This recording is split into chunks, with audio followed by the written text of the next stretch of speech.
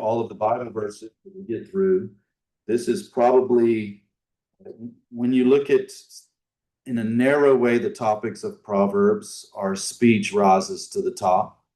And then the topic of what we do with our bodies comes in second place. But if you think more broadly about the subjects that Proverbs addresses us, and you think in the terms of relationships, people to people relationships, then that becomes a gigantic topic in Proverbs. So what I have decided to do is I'm ordering a number of the human relationships that God has given to us and letting Proverbs speak to it.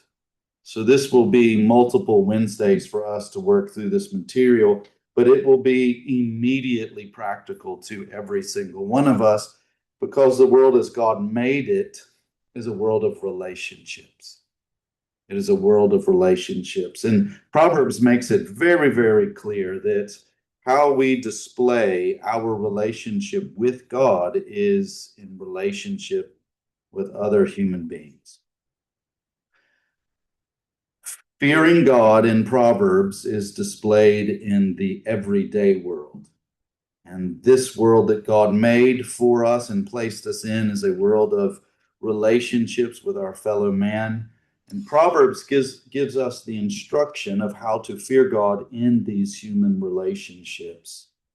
I'm going to divide relationships into two big categories. One is relationships that are based upon, we'll call it a chassis. All right, that's like vehicles. They're built on a truck chassis. So I drive a Sequoia. It's an SUV, but it's built on a truck chassis. If you drive say a Honda Passport, that's built on a minivan chassis. Right? You see, we'll work with this metaphor. One chassis of relationships is what I'm calling the chassis of authority and submission. There's another chassis of human relationships, and that is what peers have. That operates on terms of influence and not authority. So does that make sense? Two big kinds of categories of relationships. One being, this is a relationship built on the chassis of authority and submission. The other is a peer relationship, which is built on the chassis of influence, not authority. When we think about the chassis of relationships in terms of authority and submission, there are four. We generally think of three, but we'll really see in our day and age, we have to modify the family from the biblical framework that we find. But in the Bible, you would find the family, the church, and the government or state. Those are God's three institutions, and those are human relationships. So in one sense, if you don't like politics, you're just pretending that there's like, I don't have to deal with the world as it really is. Human beings have to be in relationships, even at the societal level. But in the Bible, you find that the family includes something that in our society, we have another category. We call it employment. But that really is its own relationship in the Bible. So I'm going to put four relationships under the category of the authority submission chassis. And we're going to see Proverbs will speak to all of these. Now, we have to make another pivot. We're reading Solomon's, his sayings, his wise sayings, these various poetic ways that he is transferring wisdom to his sons, which is to be transferred to the next generation. And he obviously is writing as king of Israel to his sons within Israel. And in Israel, there was not a division between what we tend to call church and state, that it was one. So you would, in that sense, we'll make some distinctions when it comes to application, but we are able to see that Israel, with its integrated government and religious body, God's wisdom applies to it. And so it will be for us, God will give us wisdom that applies to the relationship that we have with our state, the relationship that we have with those in the redeemed people of God, the church, as well as relationships as it pertains to our family. But then we will also see that there is wisdom about how to relate to our employer. All of this tells us, do we have what we need to be able to please God in human relationships? We do. We do. So next week we'll move over and we'll talk in some sense to more to those who have authority. But let me just quickly tell children, you have in God's word what you need to be able to please God as the daughter or son of your mother and father. Despite what you think or feel, God has given you what you need to please him as a son or daughter. Parents, you have what you need to be able to please God in the realm of your responsibility as mother and father to your children.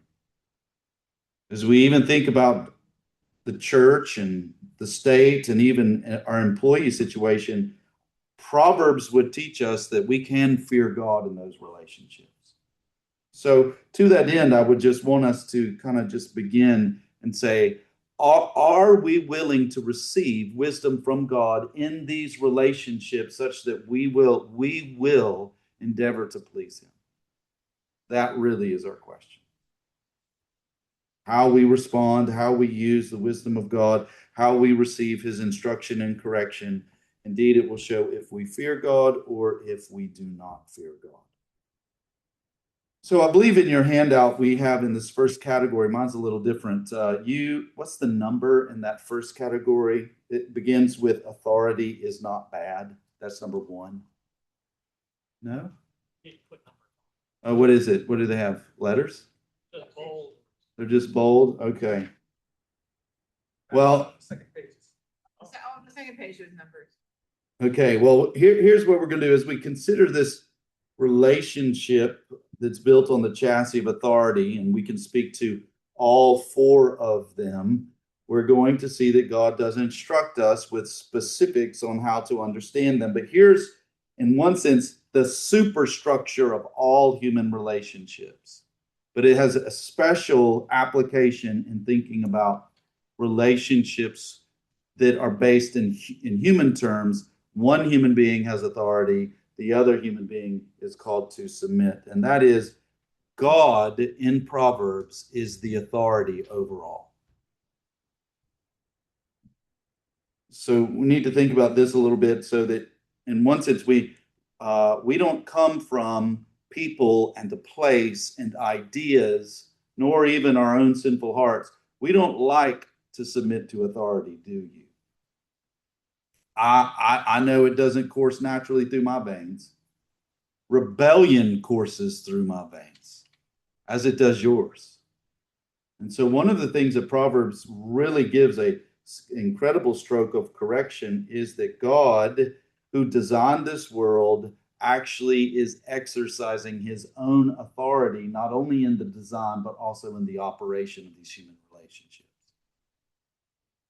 And so when you think about God himself as the authority, and we're going to see some examples in Proverbs that teaches us that God is the authority in the real practical world in which we live, then that means, is it wrong to have authority? If God has it, it can't be wrong. It can't be wrong. So we need to realize that authority is not bad. Authority is good, and God has authority, exercises authority, and uses it for his glory and good. Anything that rejects a relationship between persons that could have authority and submission, if they reject that, they're actually rejecting God as their authority. So for you younger ones, you're growing up in a world, and it doesn't matter. You can turn on your radio, or you can go to your school, or you can go to your sport, or you just go to the playground, and you are being encouraged to be in rebellion against God. If anyone encourages you to reject authority, you need to realize that they are enemies of God. Because Proverbs teaches us God is an authority over this present world, and he is currently exercising that authority. Here's the first way we see this in Proverbs. God is presently judging. Now, students, children, when your mama or your daddy, they make a judgment about you, right? They say, I told you to clean your room, and your room is not clean. Is that a judgment? Yes, that's a judgment. You did not do what you were told. Clean your room. Right? They have the authority to make that judgment. God makes judgments right now in the world, which shows God is presently exercising authority in this world. I want you, and Millie, I'm going to ask you to read first. It's Proverbs 16:2. Could you read that proverb?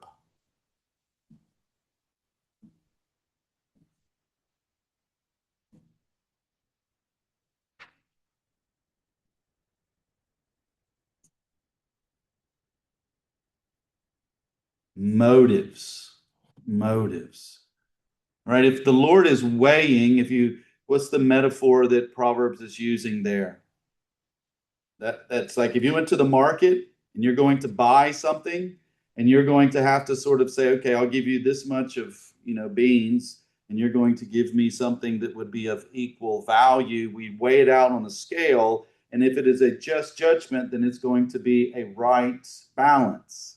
It's a way to communicate there's a just judgment. What I'm giving you is just for what you're giving me. When we say, this is what I plan to do, this is what I want to do, who is actually judging the motives of our heart? God is. So you can think about it this way. Right now, presently, what is God doing for all of us in this room? For why are we here? Why am I trying to listen? Why do I want to maybe learn these things? God is judging. If you weigh our hearts, you're judging the motives for our attitudes and our actions and our words, everything that we do. You only can do that if you have authority. So Proverbs 16, verse 2 shows us that. Proverbs 21, verse 12, we'll go with you, Elle. Can you read Proverbs 21, verse 2? Proverbs 21, verse 2.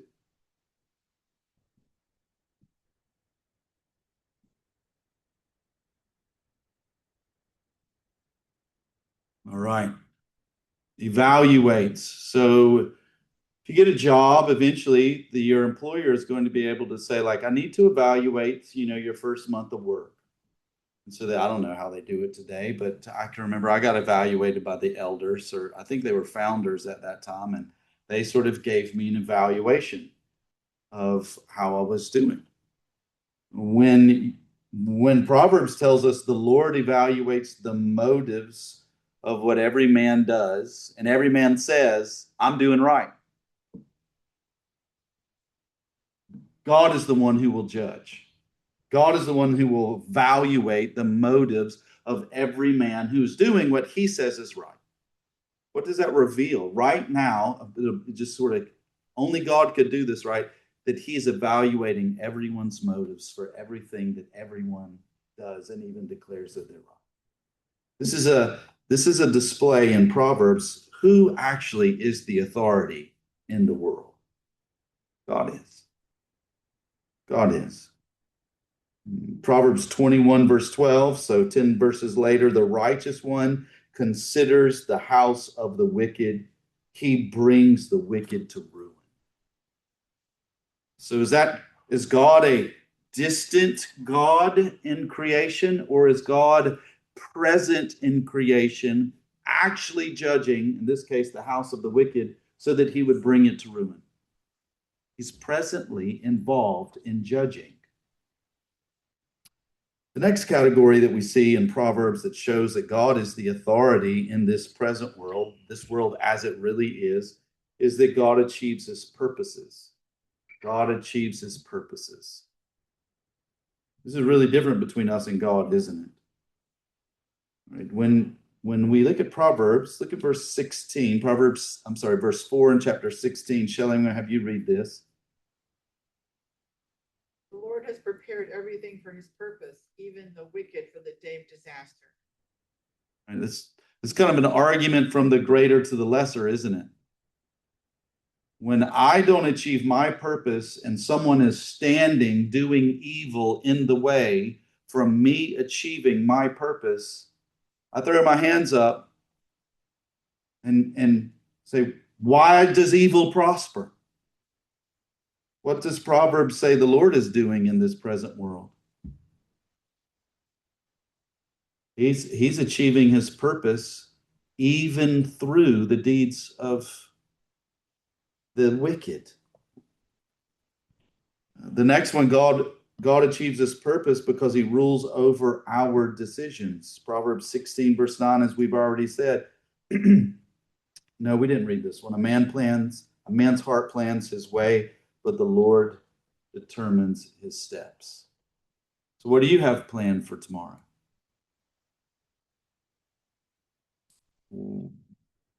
I hope you have plans. You should have plans. We should indeed plan. It's a good stewardship. It's a way that we can live our life according to values that God can instruct with his word. But only the Lord will decide if we'll achieve those plans. That shows his rule. That's the exercise of his authority. So what happens, students, if your plans aren't accomplished?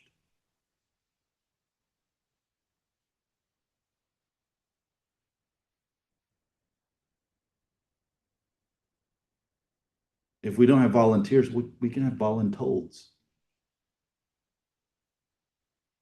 Elizabeth. Yeah, if we kind of think a little bit on Proverbs 16:9, a man's heart plans his way, but the Lord determines his steps. And so tomorrow, if I know my family has planned, Malia will take my two boys to Grace Classical School in Jacksonville. And that's our plan. Take two others with them. But what if she gets a flat tire on the way?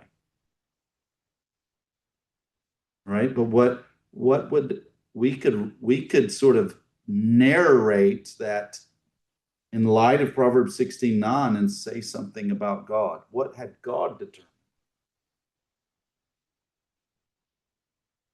That's right. God's plans, God determined that Mrs. Thomas's plans will not be achieved tomorrow. So if your plans are not achieved tomorrow, who determined that they would not be? God did. He's ruling.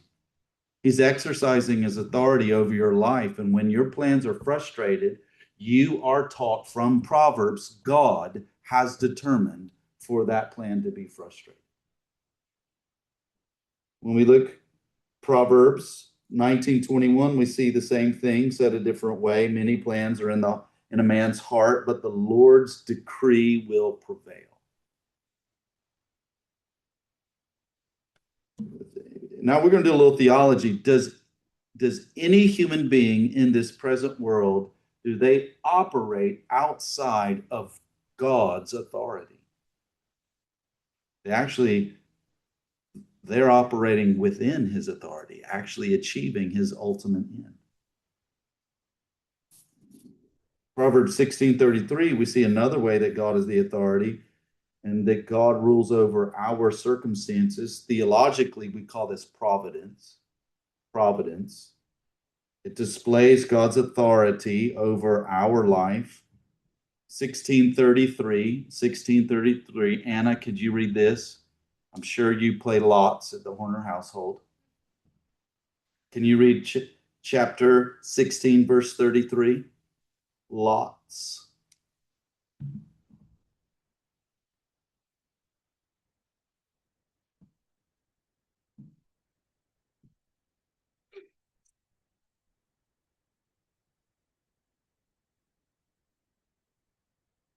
All right, now this is one of the ways that Proverbs is helpful. So I went to public school, and in public school, we pitched pennies or other coins. And did y'all do that, or just Only me.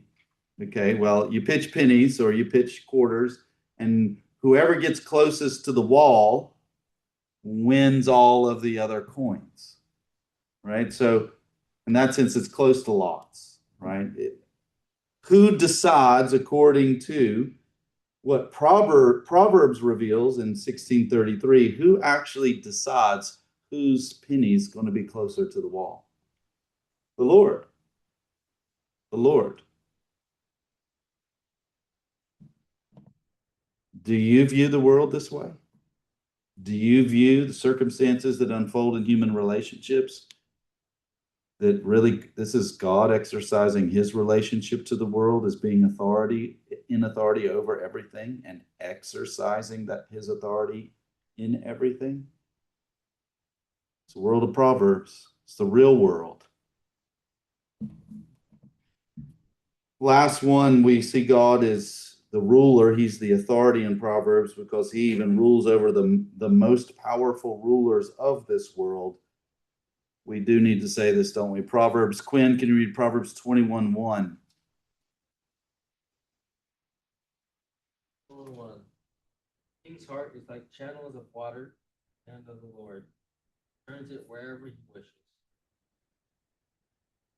So who rules over all ruling authorities of nations? The Lord. The Lord. All right, so all this is just to establish from Proverbs that God is in authority. And God is exercising his authority in this world, in human relationships, which enables us to what must we affirm? Is authority good or bad? Authority is good. Authority is good. So now there's a number of ways and threats that we don't think in these terms, and yet as Christians we must come to think in these terms.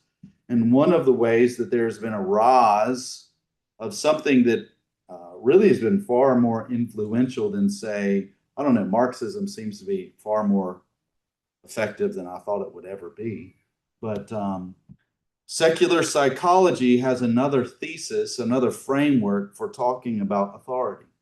And it's namely the authority of the self. If you want to go into sort of a philosophical explanation of ideas that sort of has brought this crazy world to pass, read Carl Truman's The Rise and Triumph of the Modern Self. Or you can do the dumbed down version, which I did, and that is called Strange New World.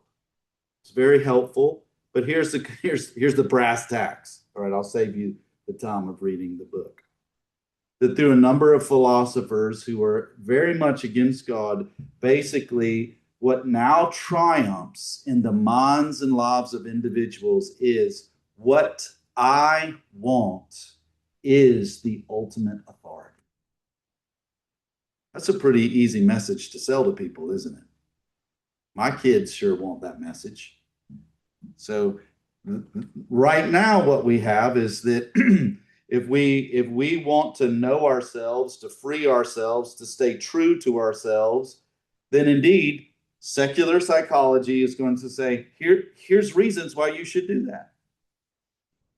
And we need to understand that that is directly opposed to thinking about the world in the way that Proverbs reveals the world and human relationships.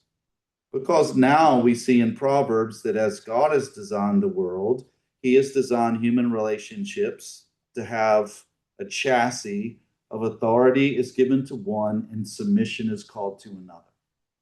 And Proverbs is going to speak to these. And so we'll see that this chassis includes the marriage relationship. A wife is to respect her husband. The family relationship, children are commanded to honor their parents. The church relationship, church members are to submit to the church officers. The state, citizens are called to respect their rulers. Employers are to be fair to their employees, and employees are to obey their employers. Proverbs is going to unfold this. And so what we're able to see is that God will speak wisdom to us in these human relationships. And the first is we need to recognize Proverbs teaches us that authority is good in these relationships, not bad. All right, 28:12, Proverbs 28:12. Chris Mathai, could you read that?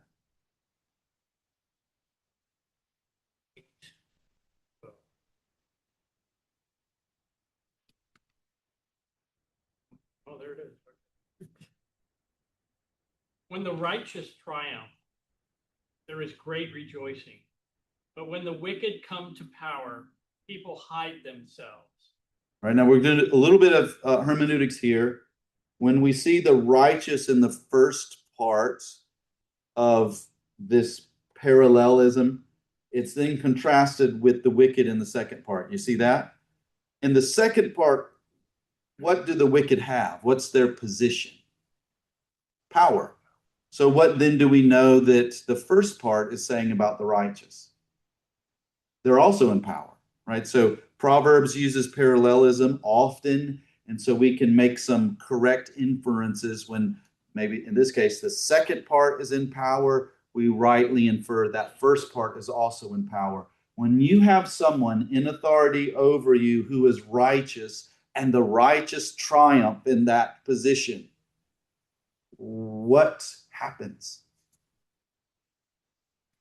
We rejoice. It is a blessing that the Bible makes very clear. When you have people in the positions of authority, whether that's the family, the church, the state, your job, when you have people who are righteous in those positions, it's going to go better for you. If you're under them and they're righteous, rejoice. It will go better for you. If you have the wicked there, it's time to run. Ha. Right? That clearly illustrates, is the problem authority? What's the problem? The character of the people or person in authority. That's really important, all right? So students, all right, children, is a person having authority over another a person, is that wrong or bad?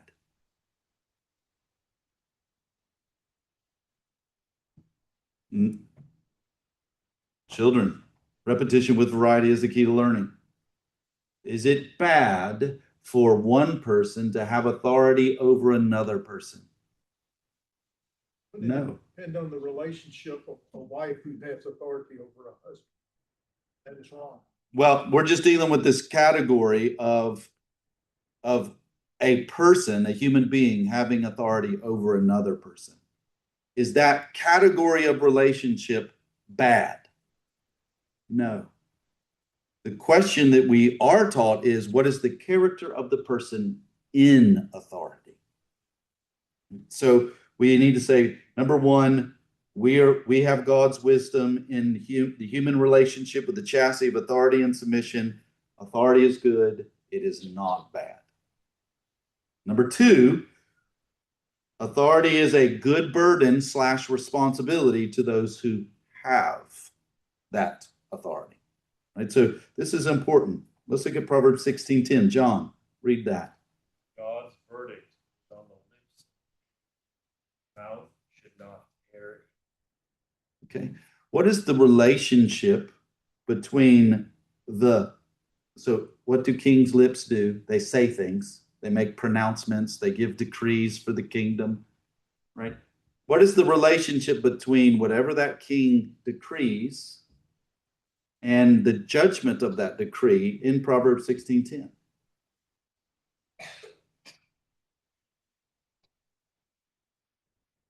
Now, this is particular to Israel, so there was some uniqueness that we surely need to apply to the king of Israel. What does he not need to do with his judgments? He doesn't need to err. All right. If you are in a position of authority, a king is in a position of authority, and you make judgments, what do you have the responsibility to do with your judgments? You can't err. If it's a relationship that God has established, that person in authority, he or she is to make judgments for those who are under them. They have a responsibility now that authority requires of them. See, this is one of the things that in our crazy world, people want to act as if you have authority, somehow things are easier for you. Authority brings responsibility. Authority brings responsibility. So it's a burden, but it's a good burden to have authority. Look at 16 verse 12. Tim, could you read that? Since a throne is established. All right, again, kings sit on thrones. All of this is talking about a kingdom. If your kingdom is now established not on righteousness or through righteousness, but through wickedness, what does this proverb sort of talk about will happen to your kingdom? If a throne is established through righteousness, and we're just thinking, well, this particular ruler is doing wickedness, what's going to happen? It's not going to be established. See, there is a responsibility, a burden for, in this case, the king, to actually establish his kingdom, his rule through righteousness. Proverbs 20, verse 8, a king sitting on a throne to judge sifts out all evil with his eyes. What is the duty of the king? Just to say what he wants? Supposed to be righteous. He is having to judge evil and drive it out.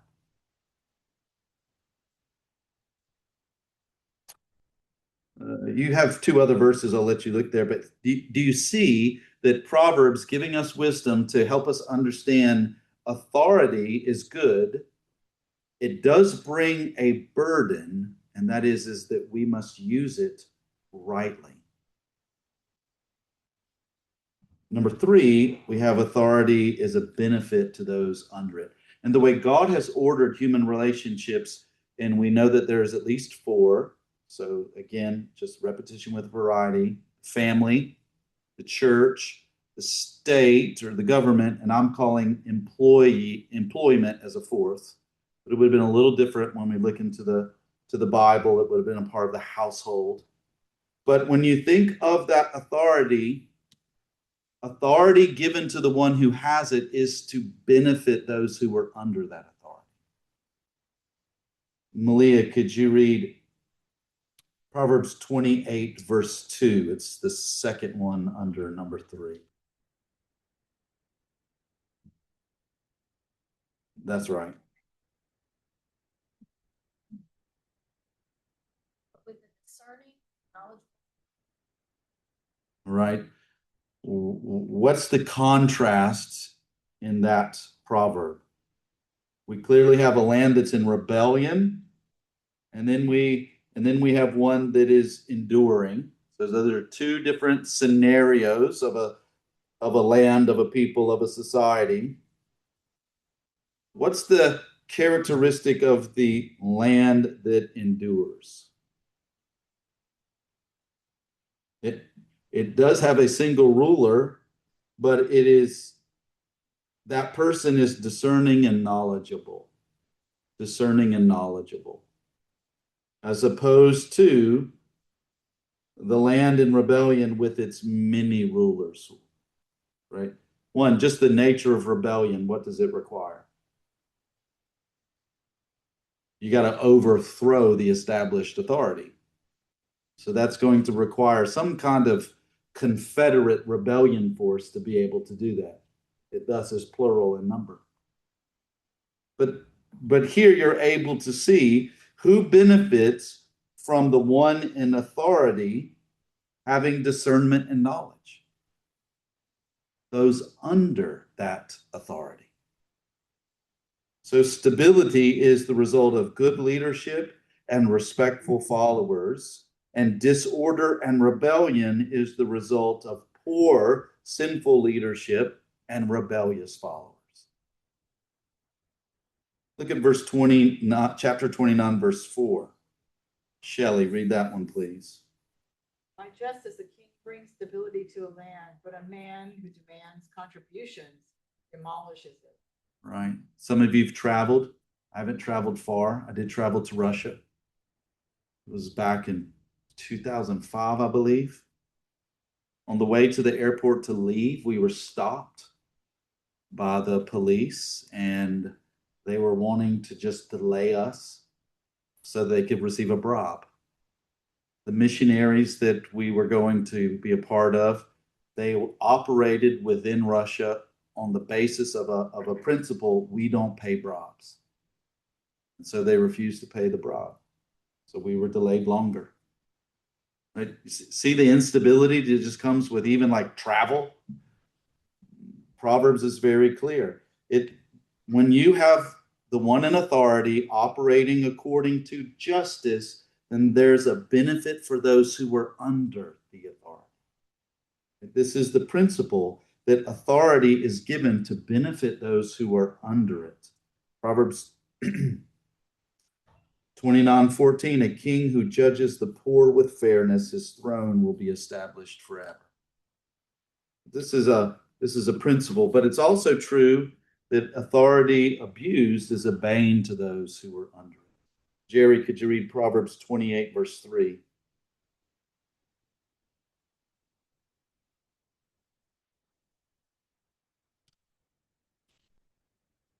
The poor man who oppresses the lowly is like a driving rain, which leaves no food. Is it to the poor's benefit to have a destitute leader? Destitute leader. It's not. It's not. We look at 28, verse 16. A wicked ruler over a helpless people is like a roaring lion or a charging bear. Again, we're able to see authority is good. Authority is good. What we know is needed for the one in the position of authority is godly character. The character of the leader, the character of the one in authority is what is going to enable blessing to come to those who are under that authority. So the problem is not with human relationships being built on a chassis of authority and submission. God has designed it that way. And God has so designed these relationships that one in authority is to bless those who are called to submit to him or to her through their righteous use of that authority. That's the way Proverbs sees things. Lastly, authority is to be respected. Kids, I want you to look up. All of you. You are under the authority of your mother and father. The Bible makes it very clear. It is both your father and mother. They both have authority over you. And it's good for you to respect their authority. And it's evil of you to disrespect their authority. Look at Proverbs 16, verse 15. It's going to talk about a king. All right? It's going to be a metaphor. Proverbs 16, verse 15. Luke, could you read that?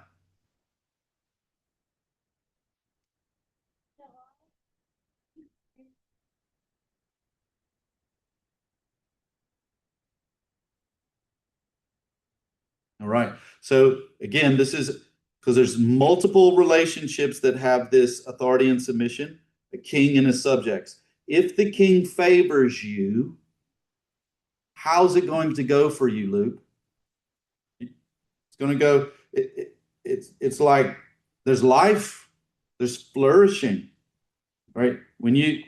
Where Solomon and his sons lived, they really needed rain. They had great soil. but they needed rain.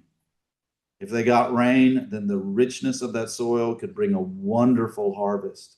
So when it talks about clouds that bring the spring rain, that's how the blessing of a harvest would come. In that sense, if a king gave you favor as his subject, then that would be to your benefit. It was beneficial to respect the king and to receive his favor. Proverbs 24, 21, and 22. All right. Millie, can you read another one? Yeah. If you need to like tag, and Miss Schley will help you. Yeah.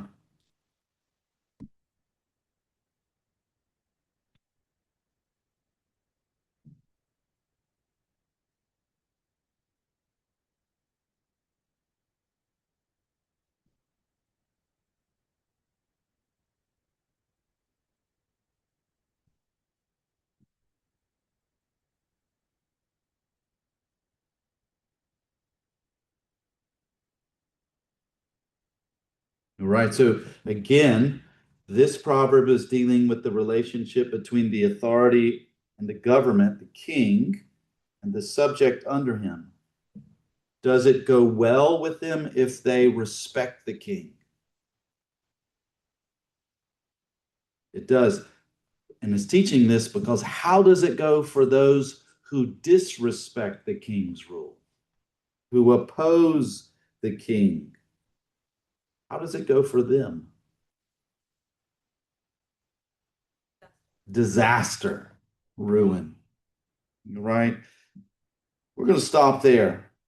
Here, we'll move on to the next part next week, or not next week, but the following week.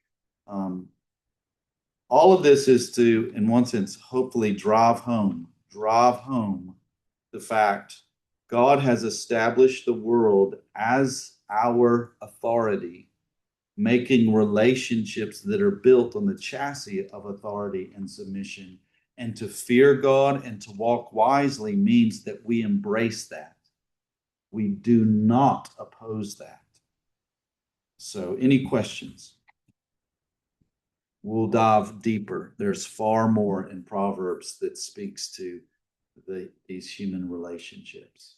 No questions? Okay. Lord, thank you for your word. Help us to fear you and skillfully live in a way that would please you. Amen.